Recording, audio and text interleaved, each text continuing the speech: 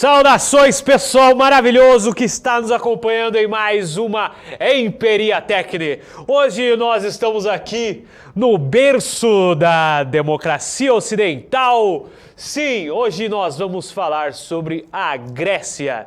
Então, e a nossa aula tem um título muito curioso. Os gregos acreditavam em seus mitos? Então, fica com a gente até o final para você conseguir uma resposta a essa pergunta. Pois bem, qual que é o objetivo da aula de hoje, então? Vamos lá. Então, nós vamos analisar os principais aspectos das artes da sociedade na Grécia Antiga, sua religião e compreender a ligação entre arte e sociedade. E aí nós temos como mote a curiosidade para aprender e o interesse artístico como competências socioemocionais. Aqui o nosso resumo de tudo que nós já vimos. Lembrando que na próxima aula iremos falar sobre Roma. Pois é, e na aula anterior, o que a gente viu? A gente viu a Mesopotâmia, nós vimos que a Mesopotâmia é dividida em 4 regiões, nós tivemos cidades-estado, nós tivemos grandes impérios, tivemos cidades com uma grande quantidade aí de urbanização, bairros divididos, uma vida administrativa, política e religiosa muito rica e diferentes tipos de populações. Também tivemos uma visão de que a arte dessa sociedade estava relacionada como elemento de propaganda de grandes feitos e em honra aos deuses e aos reis. Nós temos também a ideia de que eles produziram muitos tipos de esculturas e estatuetas envolvendo soberanos e pessoas comuns. Tivemos algumas análises envolvendo as pinturas murais bastante riquíssimas desses povos e, finalmente, os zigurates como elementos fundamentais, templos de formato piramidal destinados a rituais para a garantia da prosperidade do país. E chegamos à Grécia, mas não exatamente a Grécia. Vamos começar antes dos gregos. Nós vamos começar com a civilização minoica. Pois bem, a civilização minoica estava localizada lá na ilha de Creta. Essa ilha aqui, que nós chegamos bem pertinho dela agora, muito obrigado. Então, aqui, ó, a ilha de Creta. Então, a ilha de Creta tinha uma grande possibilidade de comércio com a região, envolvendo a Grécia, envolvendo o Oriente Próximo, que é aqui onde hoje é a Turquia, e o Egito, que estaria aqui nessa parte ao sul. Esse reino ele se deu com o fortalecimento do Minos, que era o nome que eles chamavam o rei lá. E se você for parar para pensar um pouquinho, você vai ver que Minos tem a ver com esse carinha aqui. Sim, o Minotauro. Então, é justamente daqui que veio a lenda do Minotauro. Nós tivemos o labirinto, a construção do labirinto por Dédalo e Ícaro. Ícaro é aquele rapaz que fez asas de cera para fugir da ilha. Ele acabou voando muito perto do sol e acabou caindo no mar, morrendo afogado, infelizmente. Nós tivemos também Teseu, que lutou contra o Minotauro. O modelo de governo ao qual a civilização minoica ficou conhecida é a talassocracia, o governo dos mares. Aqui uma construção dessa civilização, então eles tinham uma arte bastante naturalista, pinturas, ourivesaria, ou seja, trabalhos com ouro e relevos. Então aqui, ó, nós temos o Palácio de Knossos, que era essa maravilha aqui, porém, infelizmente, ele só sobrou isso aqui. Então, nós temos também aqui os trabalhos, como nós comentamos, né, um material de escultura, materiais de pintura. E como que acabou essa civilização maravilhosa? Então, nós tivemos a erupção de Tera, que é uma ilha vulcânica, uma ilha que ficava mais ou menos nessa região aqui. E o que aconteceu, gente? Bom, aconteceu o seguinte: foi uma das maiores explosões vulcânicas de toda a história. Gerou 2 dias de escuridão num raio de 4 quilômetros. A explosão foi ouvida lá na Escandinávia, região da Suécia e da Noruega. E teve terra estéril por geração, não dava para plantar nada, nada produzia lá. Os rios ficaram envenenados e a explosão gerou maremotos com mais de 10 metros, com ondas gigantes. E também envolveram invasões de outros povos, como os jônios, os eólios e os aqueus. E falando nos aqueus, eles deram origem a outra civilização que nós vamos dar uma olhada aqui, a civilização micênica. Eles eram pastores e guerreiros ao mesmo tempo, cuidavam de gado e lutavam uns com os outros.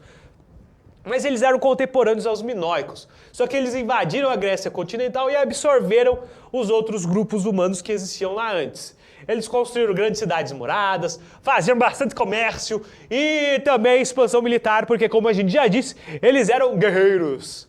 Então, olha só que interessante, na época da civilização micênica é que teriam ocorrido os eventos narrados por Homero, que é um cara que a gente vai ver daqui a pouco, mas é um cara extremamente importante, que escreveu a Ilíada e a Odisseia. A Ilíada conta a história da Guerra de Troia e a Odisseia conta a história de como Ulisses tentou chegar no reino dele depois da Guerra de Troia, que foi uma grande viagem, demorou muito tempo.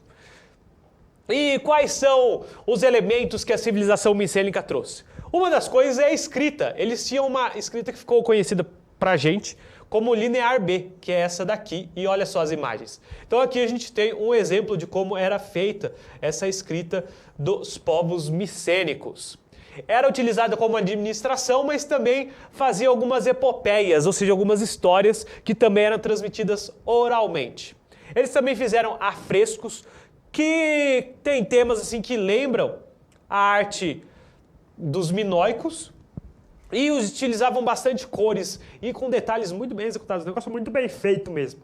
Eles também utilizavam máscaras de funerais que eram muito interessantes, umas máscaras funerais. Essa aqui, inclusive, segundo a tradição, disse que ela pertenceu ao rei Agamenon, que foi uma das pessoas que estava aqui relacionado com a Guerra de Troia.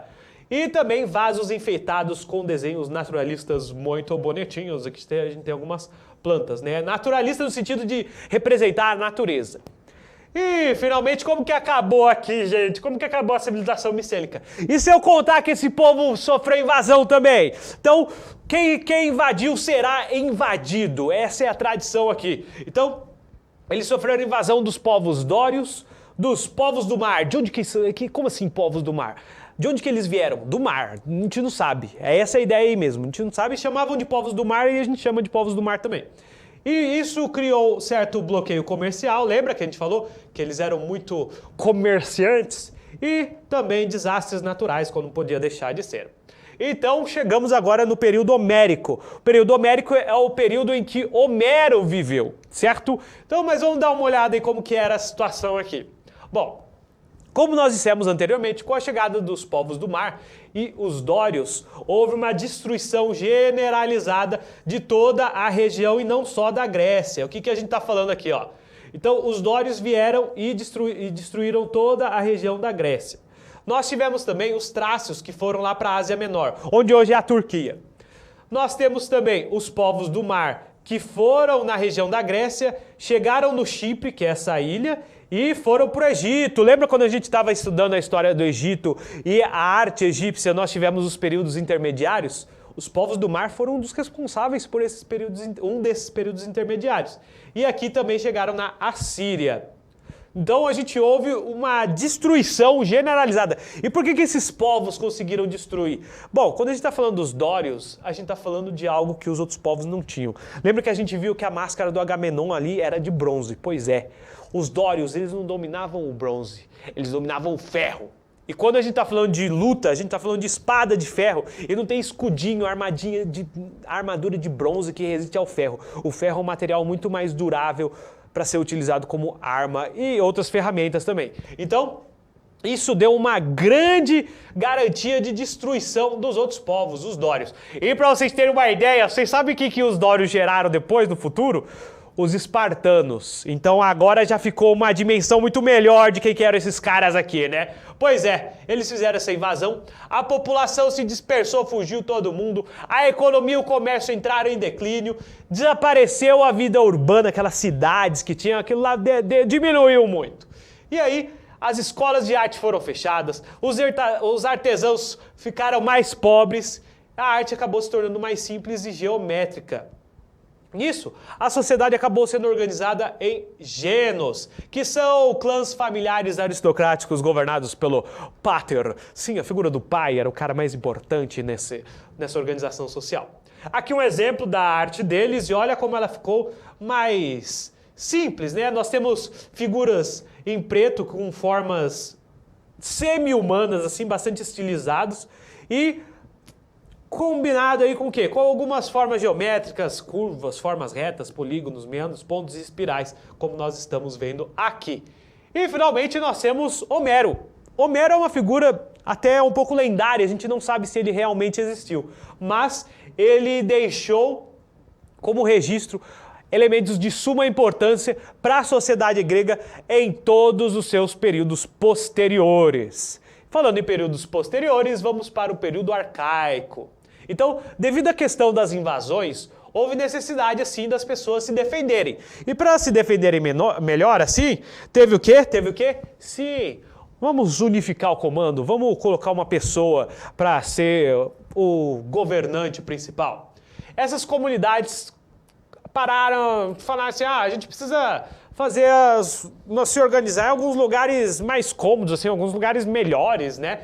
Por quê? Eles estavam pensando em habitabilidade, ou seja, lugar para morar mesmo, ser mais tranquilo. Eles estavam pensando em recursos, porque a gente precisa ter comida para comer, água para beber, encher a barriga e tal. E a gente precisa fazer comércio. Nisso surgiram as posses, as polis, ou seja, as cidades.